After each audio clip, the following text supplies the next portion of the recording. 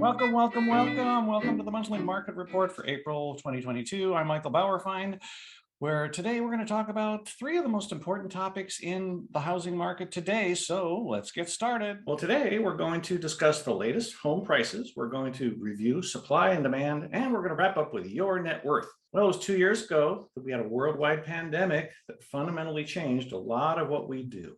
One of the biggest changes in real estate has been home price appreciation. In 2020, CoreLogic said we had a 6% home price appreciation, and compared to a more normal year of something like 3.8%.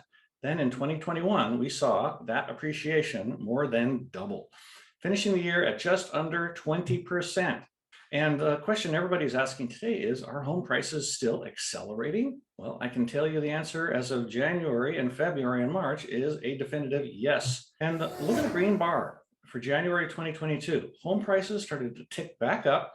And as of today, the demand remains high and the supply continues to elude us. Here's a slide that illustrates my point. We've looked at this one before. In Orange County, just 4 years ago, we started the year with 6,000 homes listed. This year, we started with just over 1,000, and it hasn't gotten much better. I mean, we have increased with the same rate as we did 4 years ago, but we're still only at about 1,600 homes that are listed.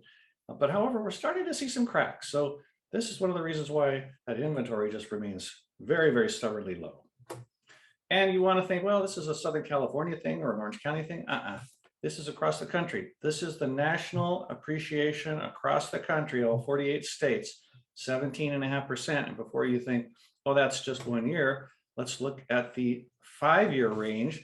You've got states like Arizona, 84%, Idaho, 118% appreciation over the last 5 years. And have there been ups and downs? Obviously, we know about the mortgage crisis, but what about the last 30 years? Well, since 1991, the appreciation of real estate in the United States has averaged 258%.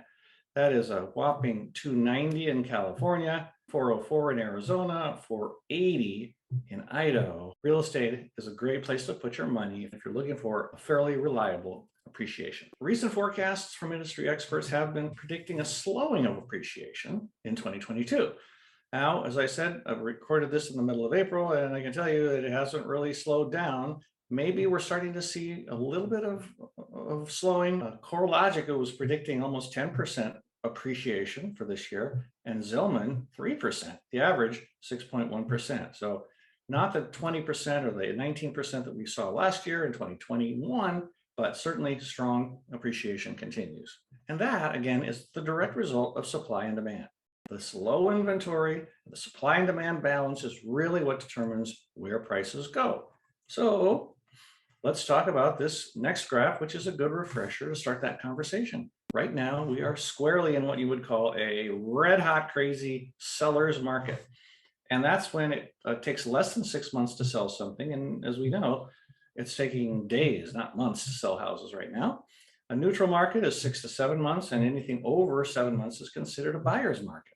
So for us to see price reduction, we need buyers to have the control. And a buyer's market is when there are more homes for sale than folks willing to buy. And that, unfortunately, is not the case right now, nor is it forecasted throughout any time this year, and maybe not even next year.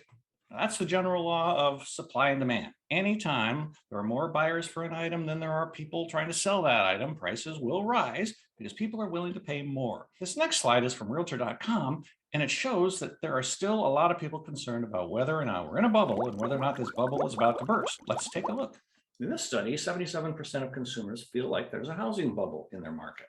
Yet 44% of agents, like us, feel this also, there might be a bubble. And well, will there be one? I certainly don't know, but let's go through this journey together and we'll find out together. The next few slides should make you feel a little bit better. This shows the inventory of homes for sale is nothing like it was prior to the mortgage crisis. This is the monthly supply of existing homes for sale each year from 2007 to 2010. You can see there was almost 10 months of inventory available in 2007. Now let's compare that to the last 4 years, 2008 or 2018 through 2021. And as you know, recently, just days. If you do own a home, I hope this makes you feel better. Let's discuss buyer demand. 2019, we had 5.3 million buyers. And then the pandemic starts and we go to 5.6 million. And last year we had 6.1 million. And we're off to a faster start in 2022 than we were in 2021. This shows us that buyers are out there. They're looking for homes. They're buying homes. And the people who are purchasing these homes this time can afford them. And I say that because I want to share this data with you that shows the credit scores are nothing like they were back then. Oh, the majority of them between 2003 and 2007 had subpar credit scores. And then look at this graph just go down and down and down and down to the point where the fraction of buyers have scores below 620, which means they can afford them. And it means they have jobs and they have equity. And it's unlikely that they're going to foreclose. And if you're still worried and need more evidence that the fundamentals of the market are better now, let's think about equity. We talked about this a lot. Homeowners have significantly more equity today than they did during the mortgage crisis, especially with appreciation going up 20% a year. Look at these millions of homeowners that were in some sort of foreclosure filing between 2007 and 2015. Tens of millions of people were struggling to make their payment because the house was worth less than what they owed on it. But that's not the case here. Look at the number of homes that are in any sort of foreclosure process.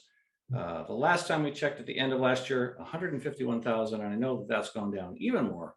So we really have very little to worry about. And you may be one of those happy homeowners watching your equity grow and grow, and you're thrilled. Or you may be a renter thinking, this may be the time to buy. Is this the time I should finally buy?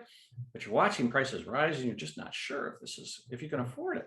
This data really paints a lovely picture for homeowners or potential homeowners when they're thinking about the long-term financial benefits of owning a home. The chief economist for the National Association of Realtors says, with inventory at an all-time low, buyers are still having a difficult time finding a home. Well, we all know that, don't we? This 2021 data from the National Association of Realtors shows that the average net worth of a homeowner today is $300,000 compared to only $8,000 for a renter. And of course, your net worth is the value of everything that you own, from what's in the bank to all your stocks, to your house, to your cars, minus what you owe on those things. And as this data shows, homeowners have a lot more assets and a lot more net worth than do renters. Think about that for a second. 300,000 versus 8,000. These statistics say that a typical homeowner has a net worth of 40 times that of a renter. If you're thinking about building that financial future and really thinking towards the long-term goal of home ownership, look at the history that shows how much homes have appreciated in 1 year, 5 years, 30 years. You know, that's a differentiator of net worth. The statistics we've discussed today indicate we're in an environment where supply will remain low and demand is going to continue to be strong. If you can afford the payments, buying now and getting that net worth journey started towards home ownership may be a game changer. And just as it was for millions of Americans, everyone purchases a home at a different time and for a different reason. We're not all financially or emotionally ready at the same time, and that's okay.